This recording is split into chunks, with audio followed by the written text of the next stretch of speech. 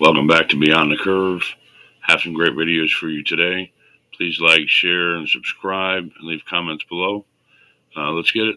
Ready, set, fire. Humans, for the most part, don't have a clue. They don't want one or need one either. They're happy. They think they have a good bead on things. But why the big secret? People are smart. They can handle it. The person is smart. People are dumb, panicky, dangerous animals, and you know it.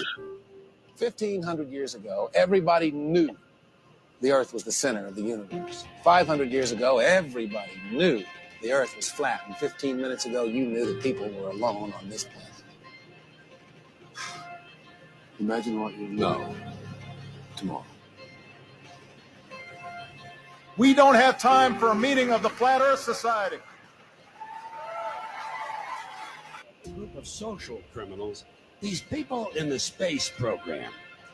Nassholes, I call them. And some of those people actually still believe the Earth is flat. So if a few of them want to believe that we didn't go to the moon, let them. It's not an issue that comes up in my presentation. The Earth being flat, that's clearly ridiculous. Though I've actually been contacted by some flat earthers saying I'm covering up the fact that it's some Atlantean conspiracy.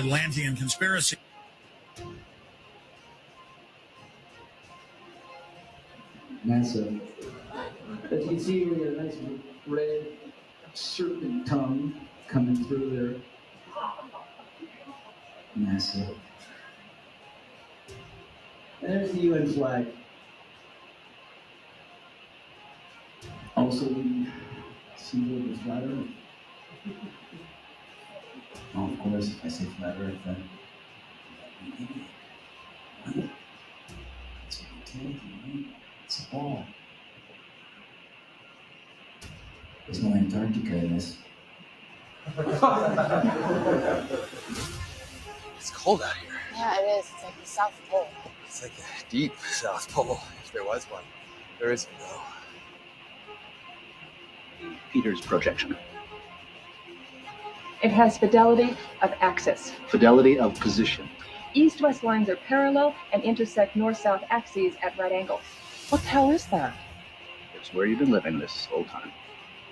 The legislature recognized that there is a debate about whether the Earth is round or flat. No. And let's encourage critical thinking by saying there should be a legitimate debate between whether the Earth is round or flat. Because after all, any idiot can walk outside and see that it's flat. This is very important, what we're fighting for.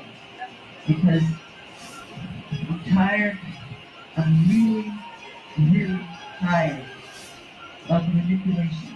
They do not tell the truth, they're lying. So we get to our history books. The history books are not true, it's a lie. The history books are lying. You need to know that. You must know that. Asteroid Santa Claus kicks and deals. It's a long fly ball going back. And the ball shatters the sky, bringing the ocean itself down into the stadium. Oh, Simpson just broke this dream's reality wide open. There's some comedians making jokes tonight, but I want to talk about the joke that's on you.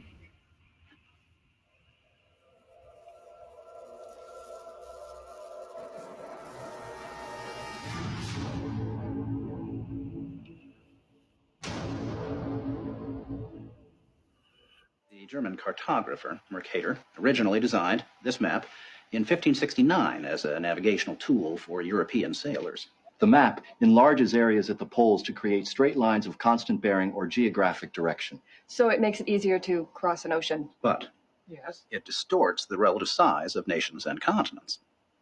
Are you saying the map is wrong? Oh dear, yes. Look at Greenland. Okay. Now look at Africa. Okay. The two land masses appear to be roughly the same size. Yes.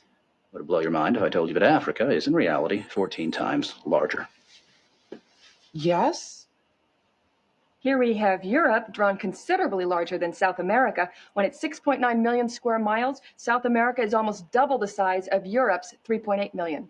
Alaska appears 3 times as large as Mexico, when Mexico is larger by 0.1 million square miles. Germany appears in the middle of the map when it's in the northernmost quarter of the Earth. Wait. Relative size is one thing, but you're telling me that Germany isn't where we think it is? Nothing's where you think it is. Where is it? I'm glad you asked. So here's the picture of the Earth from space. There it is. Since you were a kid, you've seen this image. But you've never seen it from that point of view. You know what? We adopted this whole model like 400 or 500 years before the airplane. 400 years before the airplane, pretty much. Beginning in the 1900s. They went to the North Pole in the 1900s. This is 1482. Nobody went to the top of the globe, to the bottom, or flew up, or built a skyscraper until, it's funny, back in the 60s when they went to the moon, this is the first time we actually had like an instrument of flight to actually go high enough to actually check out if what we agreed to 500 years ago was real. So if they were wrong after 500 years, the question is, would they tell you? 1969. First lunar mission to the moon. You know, the first lunar mission to the moon wasn't so much about going to the moon. It was about having an event so you can go high enough to take a picture after 500 years and prove it was a ball.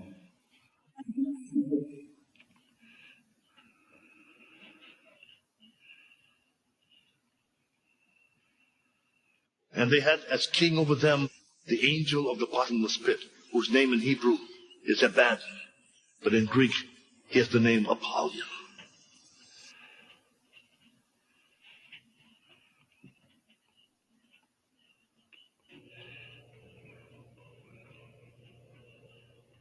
Mr. Armstrong, Bart Sibrel, ABC Digital.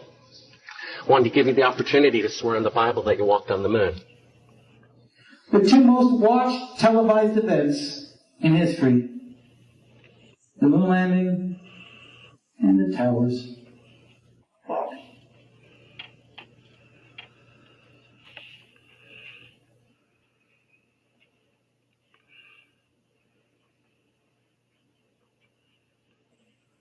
You have $5,000 cash. You can give it to charity if you swear on the Bible that you walked on the moon. I have the tape.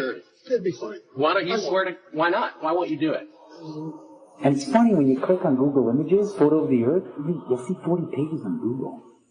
But it's always the same fucking photo. For those that believe in the Bible does mention the edges of the earth, the four corners of the earth, and how Satan brought Jesus Christ to the top of the mountain and showed him all kingdoms of the world.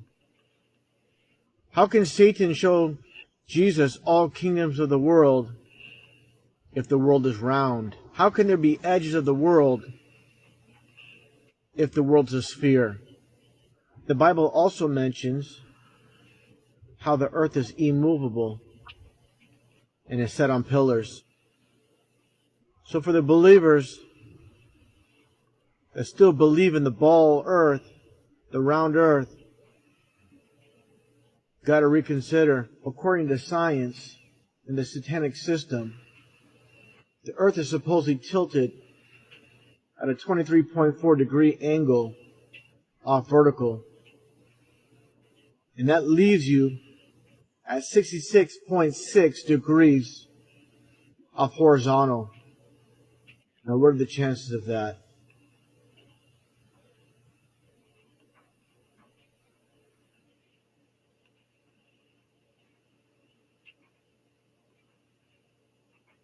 Moon landing, 8:17 p.m. Eastern Standard Time, 1969. Isaac Newton, 1666.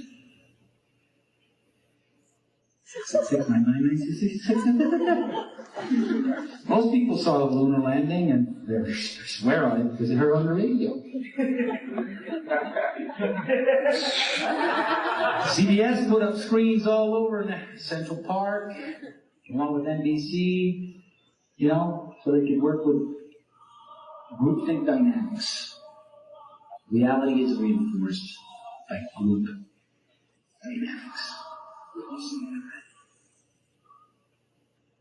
The zero-G illusion, also, that you see astronauts, they look like they're floating or flying in space. It's achieved through 3 different ways. One way is through... When you look at the solar system, there's 9. I particularly like the part when he talks about the Bible and how the earth is immovable and on pillars. In other parts of the Bible will tell you that God uses the earth as a footstool, and how there's a firmament that separates the waters from the waters. And there's way more quotes than that. And finding the flat earth is what actually brought me to Jesus and God, because the flat earth is, it's God's earth. It's not Satan's earth. So thank you, flat earth community, that brought me to God and Jesus and opened my eyes. The third group is a challenge, and again, that's where things get interesting. The moon missions concluded in 1972, and even though it's still considered the greatest achievement by mankind, no fact-based movies were made regarding it until The Right Stuff was released in 1983. The movie ran extremely long for 1983, coming in at 3 hours and 12 minutes. It was an exhaustive look at the astronaut selection process, the competition, and the training facility itself. But when the credits rolled 3 hours later, chronologically, they had only gotten to the low Earth orbit missions. Just for fun, Google The Right Stuff movie and see how many spacecraft you can find. It won 4 Academy Awards and did a great job at the box office, but the Apollo missions were never touched. The only other major motion picture that involved the actual moon program was Apollo 13 in 1995, a full 12 years later. Apollo 13 only covered a single moon orbit and no landing or close-up reference to the previous missions below them. And after 1995, that was it. Nothing. 6 complete moon missions involving multiple vehicles, moon buggies, playing golf, and no one wants to touch it. The why is easy, and the clue revealed. If Hollywood makes a movie about the moon landings, and it's indistinguishable from the real thing, then how do you know which is real? It raises some subtle questions involving stage technique and how long they've been in place. If Hollywood could fake it now, then when did they first have the ability? There is one other movie which stands out, and I mention it because I can't believe it ever got made, is Capricorn 1. The film's plot involved the faking of a Mars mission and how it could be accomplished. In short, it's part of the Conspiracy World Bible. I highly recommend it, and the link is below. To summarize, all space movies are encouraged by the authority, except for the ones that are based on actual accounts.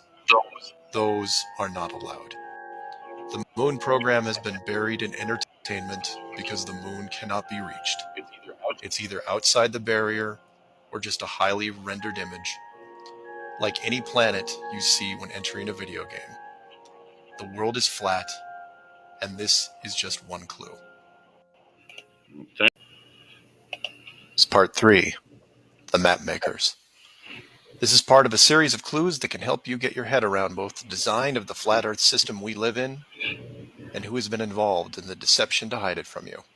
This clue looks into the USGS, otherwise known as the map makers of the world, and a few surprising things that they and others have in common with the flat Earth idea. All the reference links are provided in the description below, and I encourage you to check them out. For those of you outside of the United States, USGS stands for United States Geological Survey, a scientific branch of the U.S. government. Formed in 1879, and with the help of the ever-expanding American Empire, they quickly became the premier map makers of the known world. Currently, they have around 9,000 employees and an annual budget of over $1 billion a year. They also have extensive science departments covering biology, geography, geology, hydrology, and many programs tied to them. Their motto since the 1990s has been Science for a Changing World, and I'm going to show you how true that really is. What does this large, really boring government group have to do with the flat Earth?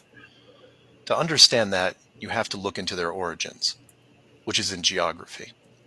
To do this, you'll need to open another page that specializes in maps. The maps you see in this video are from Wikipedia, but there are others you can reference as well. The wiki list of map projections isn't much to look at as a whole, although there are a number of interesting takes on the world view. Not only do they have just about every perspective when it comes to the land we live on, but some detailed information on where the map originated, including name type, the origin or creator, and the year the map perspective was proposed. Now, some of these will be very familiar, especially the ones that you would see on your classroom wall. There are a number of variations here, but the one that has been debated on recently would be this one, the Gauls-Peters, which accurately shows the size difference between the continents, the most obvious clue being that the white continent of Greenland is actually tiny compared to Africa. But I digress. If you keep going down through all the different shapes, you'll get into circular maps, but only one of these is a top-down perspective that shows the continents in the center, surrounded by an unbroken ring of ice. In Wiki, it's called the azimuthal equidistant, and just to make it easier, I'm going to abbreviate and call it AE for short. Why is this map so interesting? Well, if you're looking at the Wiki page, you'll spot a few reasons. The first is that in the notes section of the map, and I quote, "Used by the USGS in the National Atlas of the United States." It also mentions that it is used as the emblem of the United Nations. Of all the maps on this screen, it is the only one that references a group of any kind. And if you keep this page open and navigate over to the Flat Earth section of Wiki, you'll notice towards the bottom of the page a similar map. I've referenced it here, and you can tell quite easily it's identical, but not referenced or linked as the AE model.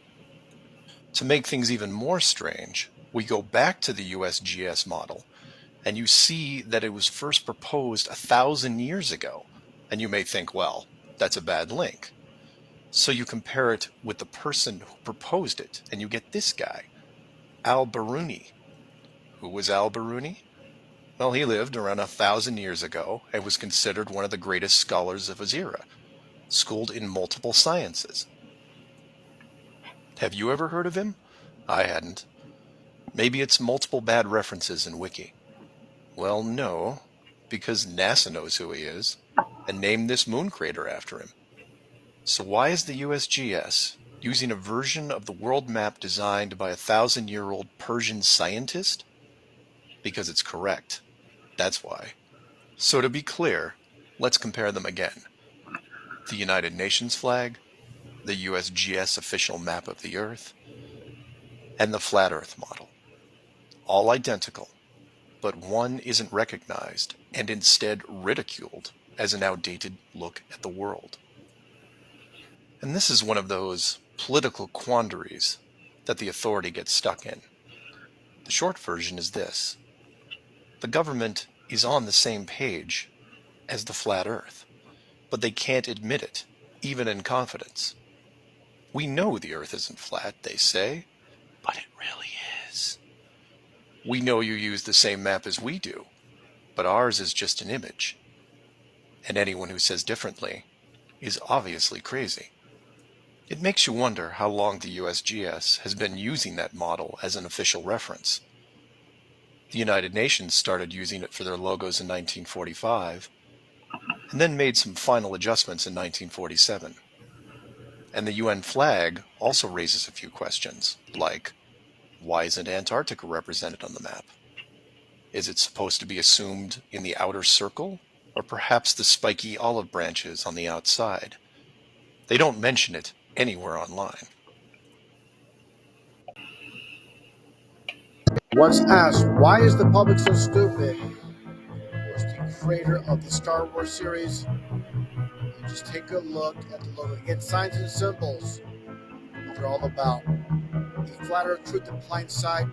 The dome, the sun, and the moon limited under the dome in Lucasfilm. Just take a look here and compare to Lucifer with the dome and Polaris, the North Star, and Lucifer intertwined, one and the same. In Lucasfilm, Lucas, the etymology of Lucas is light bringer. So Lucifer, the light bearer, the light bringer, in Lucasfilm just so happens to be 33. Take a look here at R2-D2 beneath the dome. Again, truth in plain sight with deep dome symbolism. So I covered all these science fiction movies, TV shows here at the very opening sequence for the TV series. At the very start, they show the sky and the firmament cracking and a piece of the firmament falling to the ground. This is mocking God's creation. The firmament cannot be cracked. It's showing it being cracked. You want to crack that glass ceiling, like I showed before with the Olympics, going back to 2012 in London. Just take a listen to the dialogue with millions upon millions of people watching on. We're mocking God's firmament, God's created flat earth with the dome above. Take a listen.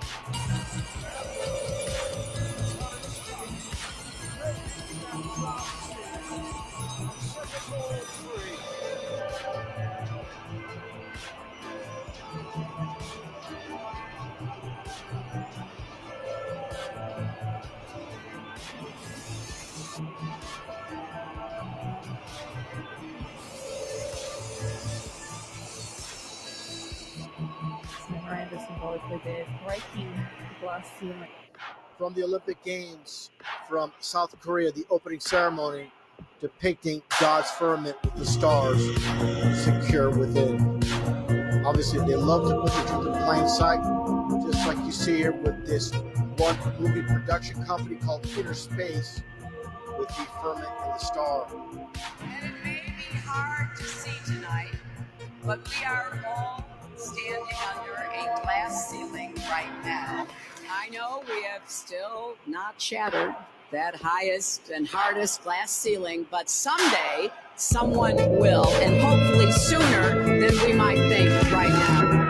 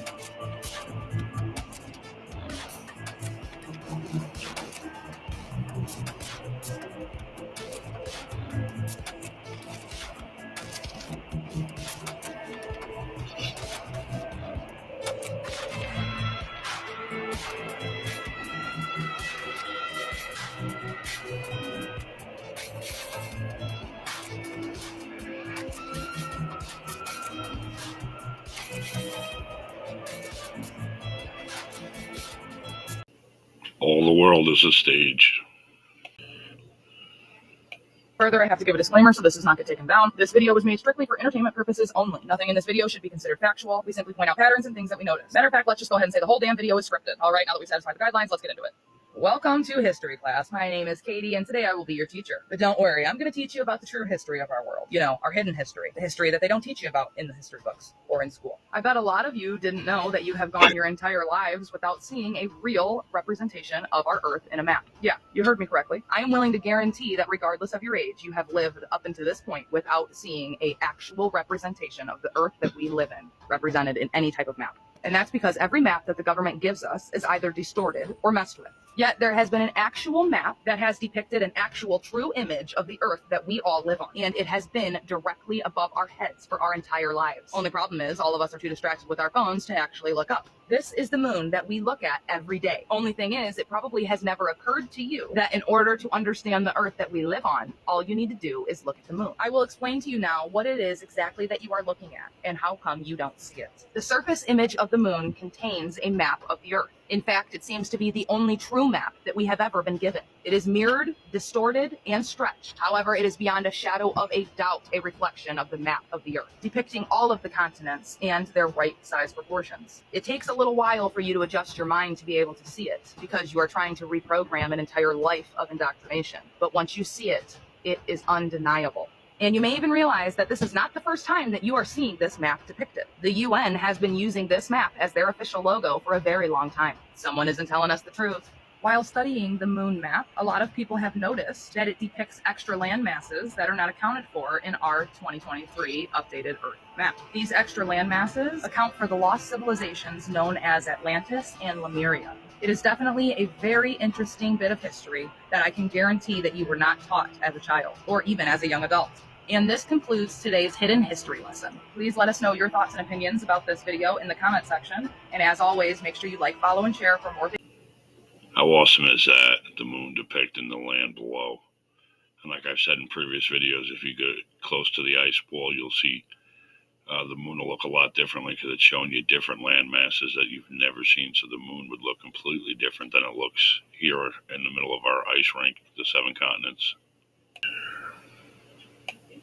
A confidential photo from a government satellite taken in 1972 has been leaked on the internet. In this image, Earth is visible, but not in the way we were shown in school. The picture reveals that the Earth is flat and is surrounded by an icy wall, Antarctica. Another shot from 1969, captured by the Apollo 2 satellite, shows the icy wall. It gives weight to the flat Earth theory, indicating that Antarctica is not the South Pole, but rather a wall surrounding the edges of the flat Earth. Moreover, since various military-controlled expeditions in the 1930s and 1940s, Antarctica has been closed to the public.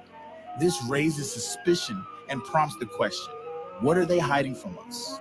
Follow us to find answers to all your questions about the flat Earth theory.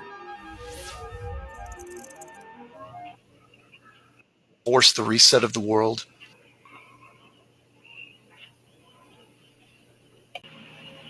We're going to call that a wrap for today. I hope you liked today's video. Please like, share, and subscribe, and leave comments. Help me grow the channel a bit. And make sure you pray and read your Bible and open your eyes. Have a great day.